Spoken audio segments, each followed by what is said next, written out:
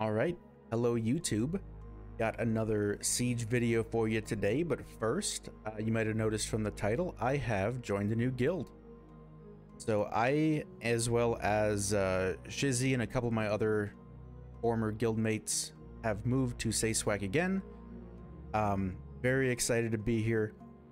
If you're not familiar, then you're probably not on global server, but Say Swag again has been one of the top 2 guilds on global ever since kind of Siege seasons began. Say Swag again won the first 2 season tournaments, so they are a 2-time legend. They then lost the next 3 to Malicious, but they have played in all 5 of the tournament finals. Reason that I'm here, just for, you know, way of expectations, is that a handful of players left Say Swag again over the weekend. They went to another very competitive Siege guild, Mithril, which was the 3rd best Siege guild before. So expect a lot of competition in global this season, except Malicious is probably still the best. And wouldn't you know it, my very first debut Siege in my new guild, Say Swag again, of course we have to pull Malicious, right? It just had to happen. Started my attacks off stream, finished on stream, so I will go ahead and do commentary on the ones that I recorded off stream, which is most of the Malicious attacks we did, because we end up kind of playing for second later in the siege, so the later attacks are mostly against Summoner's War and Shield 2. Without further ado, let's get started. Up first, we've got Tonkatsu's defense, the patented Malicious Kinky team. I've got the exact same team you saw me use in the last video against it. Seems to work pretty well. Elucia and Azaria have just a boatload of control, right? So we're going to deny our enemy most of the turns that they would normally get, and we'll just kill them over time as opportunity presents itself. So off the bat, I need to control Lala and Friends, because Lala and Friends is the cleanser. We did see her use her cleanse on turn 1, so she doesn't have the full team cleanse anymore, but her skill 2 is a heal and cleanse. We have to worry about that a bit.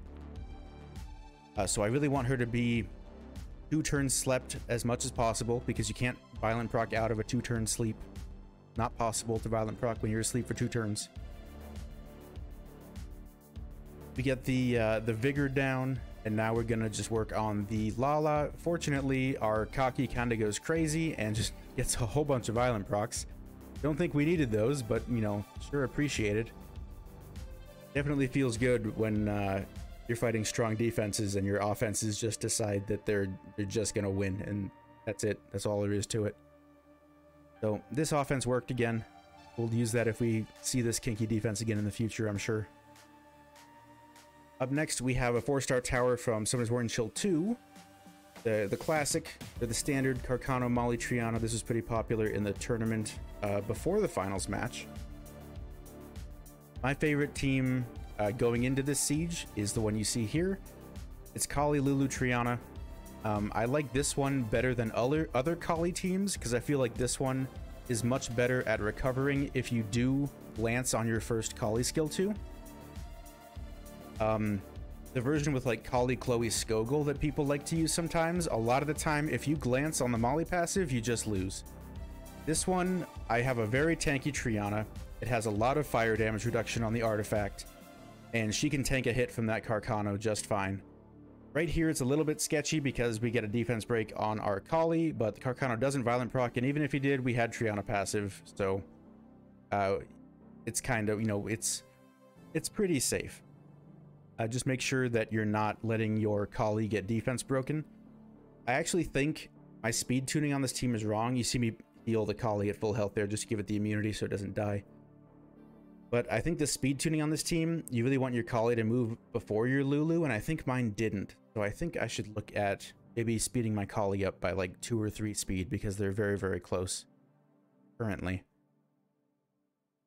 But in overall, this is a pretty good offense. I said it was my favorite coming into this siege. It's not my favorite coming out of this siege, because later on in this video, you're going to see me, you know, have the sudden realization that my overall favorite offense in the world, Tractor Lulu Windy, actually just beats this defense. Just like it beats a handful of other defenses that I've been using it against lately. Anyways, that one goes pretty smoothly. Didn't even glance at all. Up next, we've got Itchy's Molong Malifuki. This is what they ran in the tournament against my new guild. And this is what you're going to be seeing in a siege near you if it's not already there, because this defense is kind of scary. I think it'll probably be popular, at least until people build more counters for it. So my team is Tisarian because he's a really good tank for Molong, and then I have Ciara to kill stuff and Lulu to heal.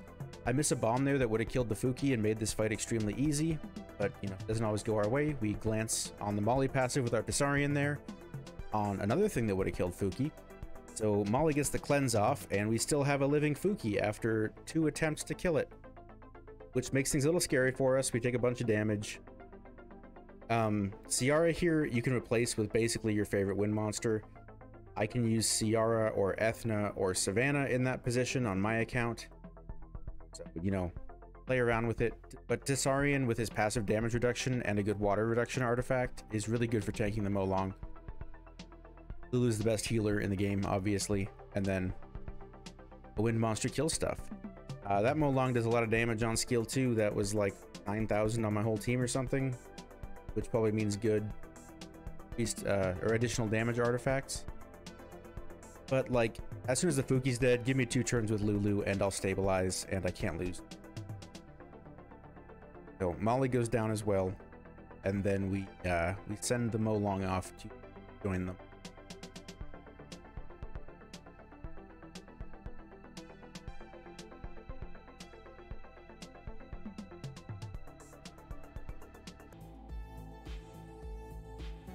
Who's next? Up next is Zephyrius's Gianna defense. I see Gianna, so my brain starts thinking Tetra. Tetra is obviously a pretty good counter to Gianna because Gianna can't detonate her bombs, and Tetra will make sure that they never detonate.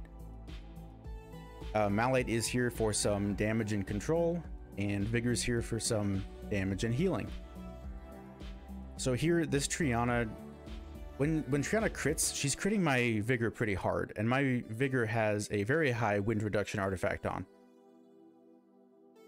Also, I think I cleansed a bit too early with Tetra right there because my Vigor got bombed, and my Vigor's on Violent, so my Vigor might Violent proc into the bomb detonation. But fortunately that didn't happen. Even if it did, probably wouldn't have been the end of the match. Just something that I realized looking at the replay. You want to make sure that your the only thing you want to cleanse is your Vigor, typically, because the bombs will never detonate on the monsters on Malite, because Malite's not on Violent, and Tetra will always keep the duration of those bombs, and they'll never detonate on Tetra because Tetra's passive. I'm killing Gianna first, as you can see, because I think that Gianna does a lot of damage, and I don't want to deal with all these bombs and strips and stuff. I want to be able to buff with my Vigor and not get my entire team stunned. So Gianna's my first target here. And I thought that the Triana was doing a lot of damage to me, but thinking about it after the fact, I'm pretty sure the Triana is just on a speed crit damage HP build, and not like an attack build or anything crazy. I think it's just that Zephyrius has extremely good rune quality, so his kind of tanky bruiser crit damage Triana is just better than everyone else's, and that's why it's doing more damage. But yeah, the wind reduction on my Vigor is 22%, and he's got like plus 700 defense, so he's not a very squishy Vigor. But he kind of felt a little bit squishy against this Triana. The Carcano is doing good damage too. I mean, obviously, it's a Malicious siege. It's the best rune quality you're probably going to face outside of some of my new guildies. So you just got to expect that the teams are going to perform better than you're used to them performing, even if it's the same team. Now we're just filling time because we've already won the fight as soon as we killed one monster. The rest of the team is not a threat to us. There's no destroy runes over there. There are destroy runes on my side. It's really just a matter of time. Malite is tanky enough to handle this Carcano, even if the Carcano is dealing decent damage, and the Triana as well. Funny that I said Malite's tanky enough, like at the one moment that he goes below half health.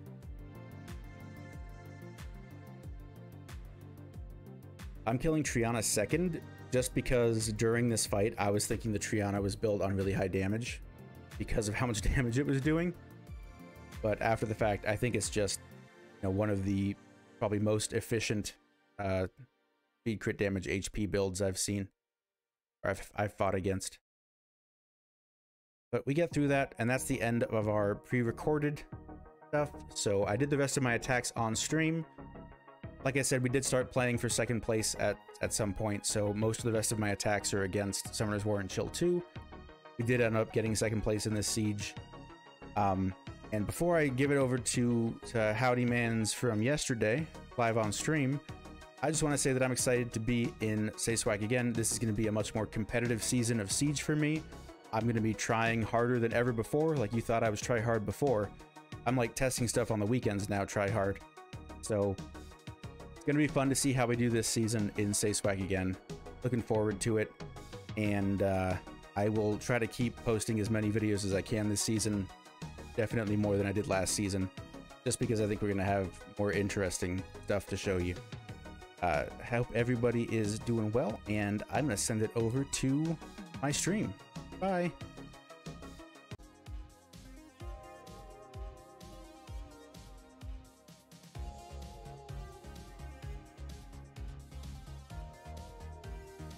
Okay, so with this team, you have two really good tanks, right? And you just gotta tank them for like a really long time until you can finally kill them. That's the goal here. And I usually want to kill Ciara first, but the issue with that is that I don't have the right artifact on my Windy. I usually swap Windy's artifact for a more fire damage reduction. Right now I have a lower fire damage reduction on it, so I think I want to kill the Cocky first, which already has the lowest health because I saw my Carcano try to defense break it on turn 1. Which means that I don't have to attack, I can just buff crit instead. Make sure I attack the Cocky, it has to be the lowest health. Cocky's dead.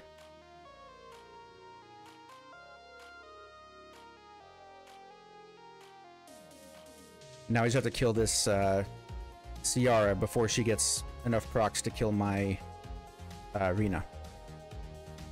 That's the plan. I think we'll be able to do it. We usually do. Get a nice little speed buff here.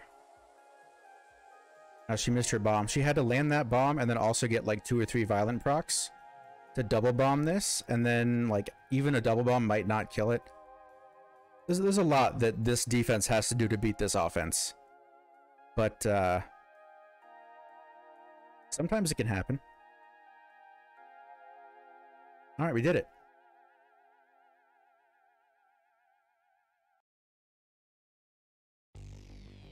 Okay. Fighting Mali Tournament Finals defenses. We have a Tessarian. This is my second one, so no skill ups. Unfortunate, but whatever. He has 20% water damage reduction. He's going to tank the Molong. We have Lulu on our normal Lulu build. We gave Lulu the big wind damage reduction artifact, 22%. And we have an Ethna. My Ethna is actually on Despair Accuracy, because I had like a really good accuracy slot 4 crit rate rune. So Ethna's here to, like, you know, get defense breaks and stun people and do some damage. No destroy. True, we don't have destroy because we have Tessarian. That's his job.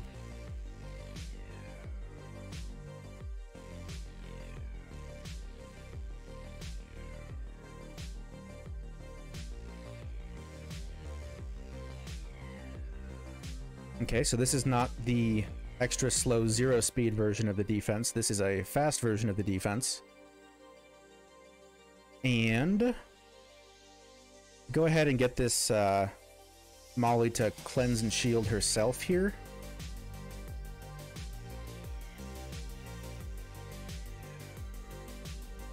Use Borgnine. Can I borrow yours? Let's see if we can steal that shield. We did steal the shield. I hit Molly here, and then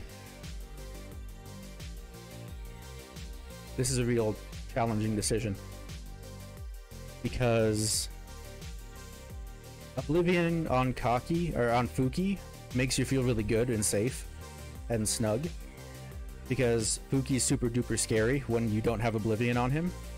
But also, we're not too far off from killing this Molly. I'm gonna go for Oblivion on Fuki. I think that's the better play here. Keep my tanks healed up. Maybe get some more Despair stuns. No Despair stuns, but he didn't get any stuns either, so I guess that's a fair trade. Take Molly down. No more Molly. Still not going to hit Fuki, because if he Violent procs, he'll not have the Oblivion anymore, and then we want him to be as high on HP as possible if he gets a turn without Oblivion. We should lap him if we boost with our Ethna.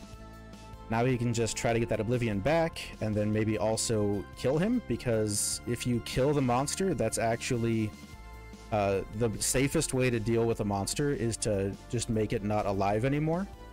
I find that it's very unlikely that they Violent proc if they're dead. So go for the kill on that one. We're going to swap back over to the Molong, land a nice unnecessary crit with our fire monster.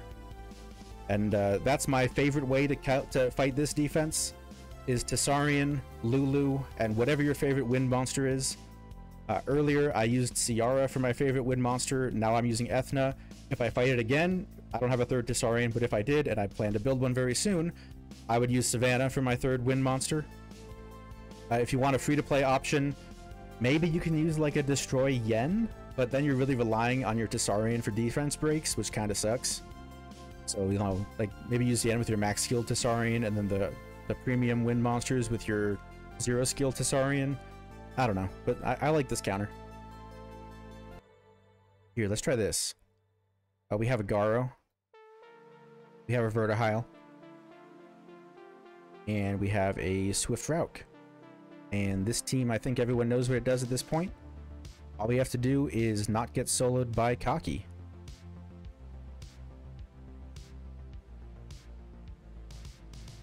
I'm going in.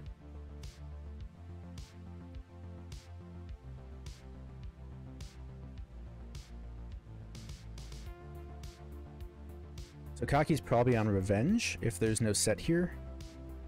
I think I want to kill Ciara first, because I don't want anything to be stunned.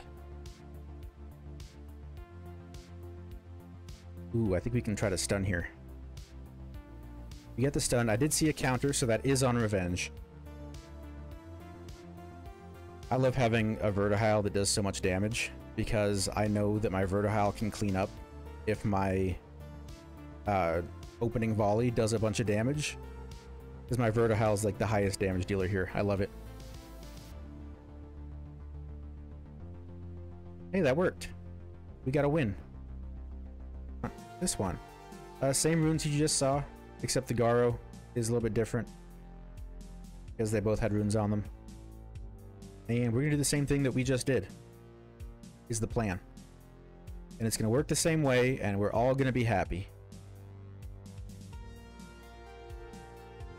Alright, looks like the same rune setup as the last one we fought here. Similar Ciara HP, so let's go for our stun over here again. We get our stun again, we get our Ciara kill again. Alright. This looks a lot like the last time we did it. I love it when it goes exactly like I wanted it to. There you go.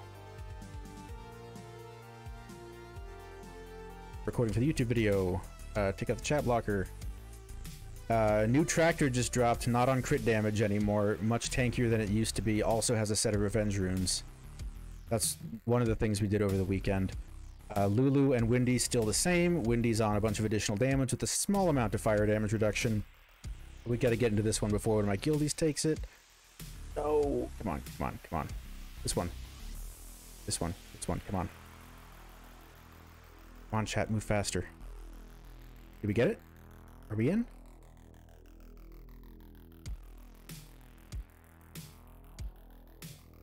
No, it's a marked tower. We don't call marked towers. Okay, we're in. Fantastic. What's chat saying? We get to chat later. I just punch Praha until she goes away. That's our strategy. She used skill 2, which means that we can buff. If she doesn't use skill 2, then obviously don't cover yourself in buffs so that she can't turn them into damage over time. I'm sorry, it's going to be a long fight. I have to fill the time talking about some things, and I figured if I just state the extremely obvious, you know, that'll fill some time.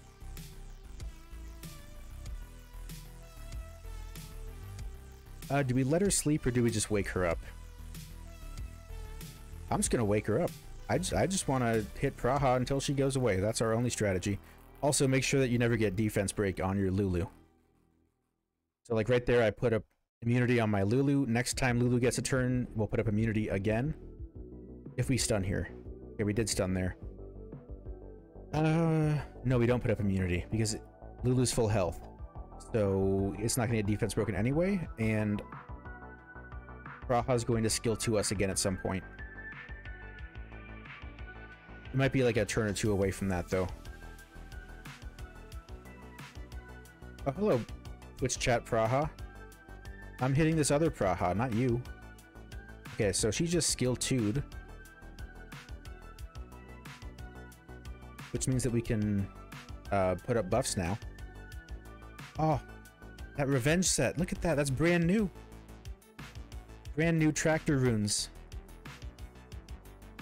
Not on crit damage, but so my tractor does less damage than he used to because I took him off crit damage.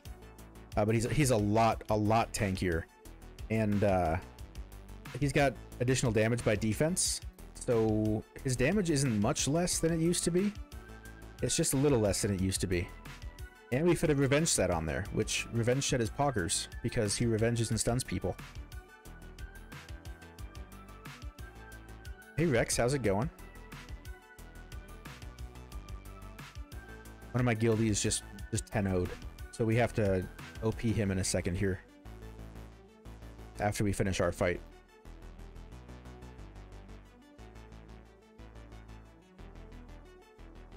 Oh, also, my tractor's probably faster than most tractors you've seen. My tractor's like plus 126 speed or something. Most people run tractor at a slower speed tick, from what I've noticed. But I like that he actually gets turns even when he's not getting hit, because his passive does give him attack bar when he gets crit, but you can't really rely on that too much. I want him to take natural turns as well.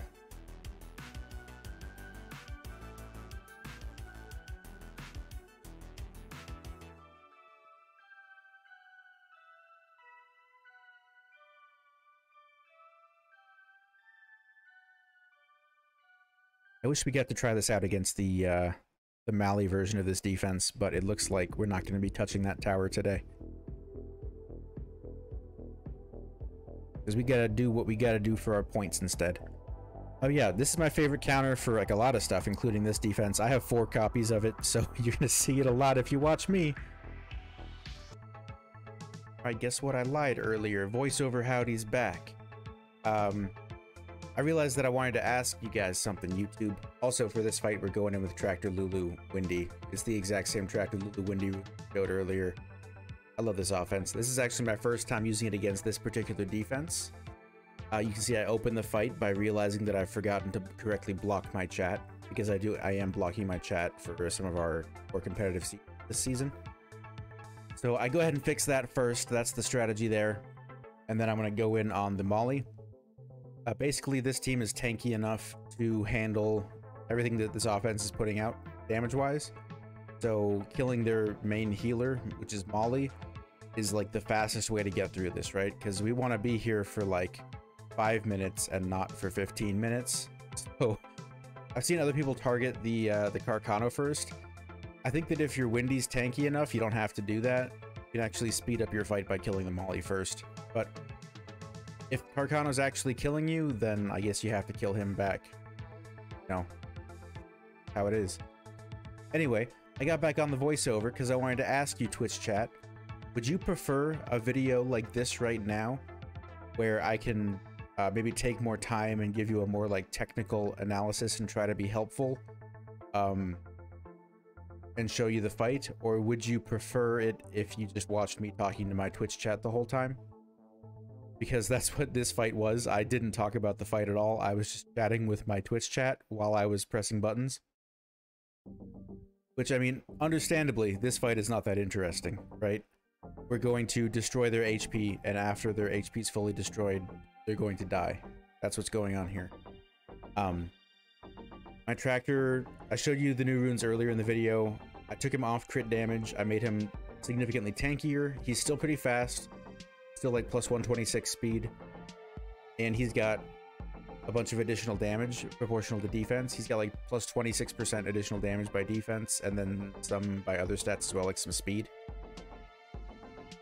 The Windy is also on a bunch of additional damage, and only the 9% fire damage reduction artifact, not a fat fire damage reduction artifact, because I want the damage. And honestly, like, I don't know, I'm still waiting for the day that I meet a Carcano that actually kills my Windy, because haven't met him yet.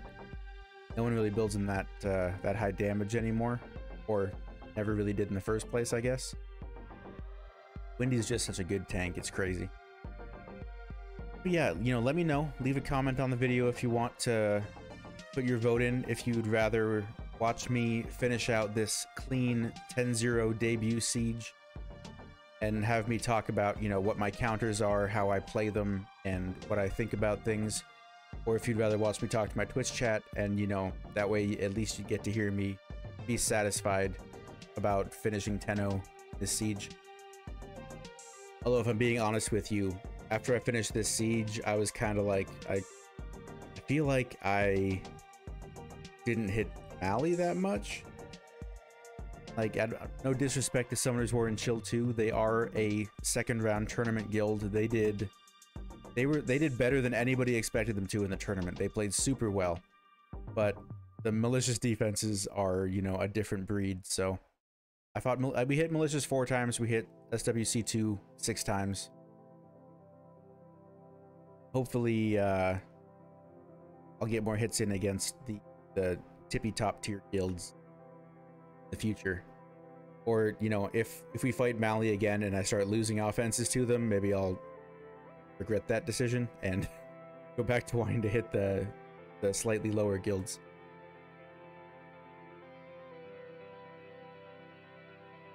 But yeah, I feel like I'm liking this offense more and more every week. I've already said it's my favorite offense, and I just keep finding more defenses that it works against. So, you know, if you've got those Windy pieces from your guild shop saved up, you hopefully didn't spend them all on legendary scroll piece. You can build an army of Windies. Get a Windy for all your Lulus, get a tractor for all your Windies. I have 4 copies of this offense, and I'm excited to see what other defenses it beats. Definitely, I don't like to use this offense against any defense that has a Savannah or a Fuki. Right now, those are the ones that I avoid, and like a bunch of the light and dark stuff I wouldn't really use this against.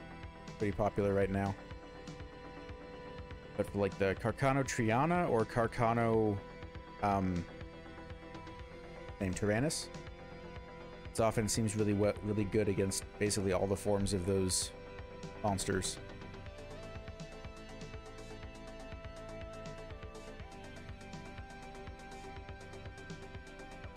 But yeah, new guild was a lot of fun in my first siege in SSA. Definitely a lot of stuff that I can improve on, and I plan to this season. Oh, I put the battle on auto here, so we have to watch Tractor use skill 2, which is useless except for that I bought this transmog for Tractor, so he's got the Elvis costume now, and like the skill 1 doesn't change much, but the skill 2 actually looks kind of cool, so we get to see the animation that we bought with our transmog stones.